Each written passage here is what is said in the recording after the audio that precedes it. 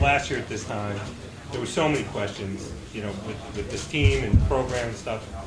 A year later, there's so much more stability. I mean, this is the first time we really got to talk to you about your new deal and things like that. That's got to be a great vote of confidence and just knowing that there's some stability. It is. I think last year was an outstanding year for our program. Certainly 23 wins, 10 ACC wins, Final Four of the NIT, and the enthusiasm with those games at home at the end of the season. I think fans really rallied around our team and appreciated a group of guys that came together and played extremely well, played extremely hard, and overachieved in a lot of people's minds. We had a young man who had a breakout season, first team All-ACC, which is rare at Clemson. Drafted into the NBA, achieve a lifelong dream. And then we had another young man in our program, achieve a dream in terms of Earl Grant becoming a head coach at the College of Charleston. So I think you saw just about success in every aspect of our program. Very excited about the recruits we brought in, the way recruiting is going, and certainly I'm blessed to have been given a contract extension and a vote of confidence from our administration that they like what's happening in our program. I said a couple of years ago, even though the wins weren't what we wanted them to be, there was a lot more positive things happening within our program than people realized, and it was good to see some of that come to fruition last year with success both on and off the court. Since you brought up a couple guys that aren't here anymore, could you maybe just thoughts on KJ, just what he meant, the national exposure, the NBA draft, what that means to the program moving forward? Well, it means a lot. Certainly, KJ wasn't a guy that people expected to make the NBA when he got here. He was an unheralded recruit that, we feel like we had a place to, we're a big part of him making it to that level. So I think our development with him, our belief in him, and his work ethic, allowed him to get to a level probably even faster than we all believed.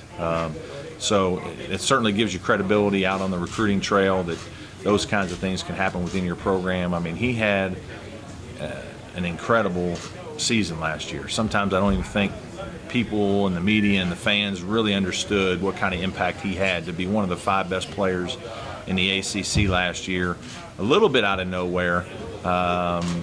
He was a heck of a player, and certainly I would much rather be talking about him as a player on this year's team than in Philadelphia. But having said that, I'm really happy for him and look forward to seeing him do well at the next level.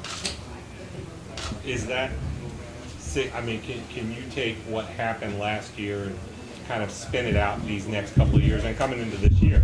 That, hey, there are guys who are maybe not to get to KJ's level, but they're ready to take on a role that KJ had. Well, something along those lines, certainly. I don't know if you'll see a guy do what KJ did. It's awfully hard to become first-team All-ACC in this league. But I think you'll see guys that develop in our program. I think you've seen Rod Hall develop into a very reliable, steady, and probably a guy who's not appreciated enough by maybe our people as he is by other coaches in this league.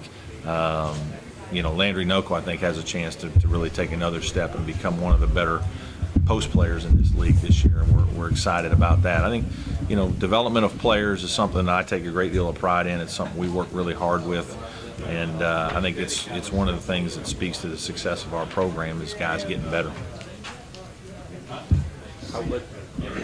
How was it watching the ordeal in Charleston?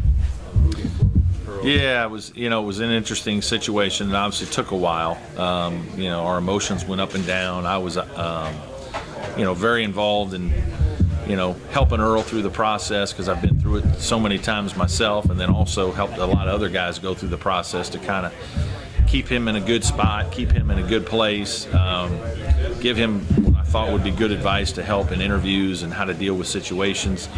Certainly, he did a great job down there, and I think he's a great fit for Charleston, and I'm so happy for him. It's just, I know what it was like when I became a head coach for the first time, and it's something you dream about, and then it's like I always tell guys, it'll probably hit you when you're not exactly ready for it. And this one kind of came out of the blue a little bit, and maybe initially didn't look like he was going to get the job, and then some things fell through, and all of a sudden he's right there and finishes the interview process the right way. And just for he and his boys and Jackie to go back to where he's from and to be a coach at a quality place like that, I'm really happy for him and proud of him. Have you ever spoken and trying to back them out so you don't know the situation? What jobs are coming up? Oh, you always know that like that's a job that a guy like Earl would love to have.